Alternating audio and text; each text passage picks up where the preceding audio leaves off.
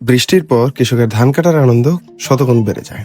কারণ রোদের মধ্যে কাজটা দ্রুত করা যায়, বৃষ্টির মধ্যে ঝুঁকি থাকে, বিভিন্ন সমস্যার সম্মুখীন হতে হয়। আজকে তারা 17 থেকে 20 জন লোক কাজ করছেন। তাদের একটাই কাজ যে তারা আজকের মধ্যে তাদের কয়েক বিঘা জমি একসাথে ধান কেটে ফেলবে। এর কারণ হচ্ছে, যদি আবার বৃষ্টি পড়ে তাহলে ধানগুলো বিভিন্ন ভাবে নষ্ট হওয়ার সম্ভাবনা থাকে। তাই তারা কোনো রকম সময় নষ্ট না করে দিনের দিকে তাকিয়ে সেই কাজটাকে যতটা দ্রুত সম্ভব ঘাম ও পরিশ্রমের মাধ্যমে শেষ করতে যাচ্ছে। এটাই একটা কৃষকের জীবন। সোনালী ধান ঘরে তোলার জন্য যতটুকু পরিশ্রম তাদের করতে হয় তা আসলে ভাষায় প্রকাশ করার মতো না।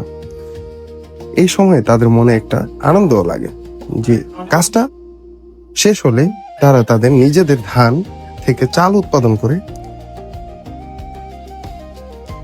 ধান কাটা থেকে চাল উৎপাদন করার একটা প্রসেস। সেটা করার জন্য প্রথমে ধানগুলো কেটে এখানে জড়ো করে রাখা হয়। জড়ো করে রাখা ধানগুলো নিয়ে যান আরেকজন, কাঁধে করে ধানগুলো ঘরে নিয়ে যাওয়া হয়। জমির আইল দিয়ে তারা এই ধানগুলো ঘরে নিয়ে যায়। আজ এ পর্যন্তই, দেখা হবে অন্য কোনো পর্বে।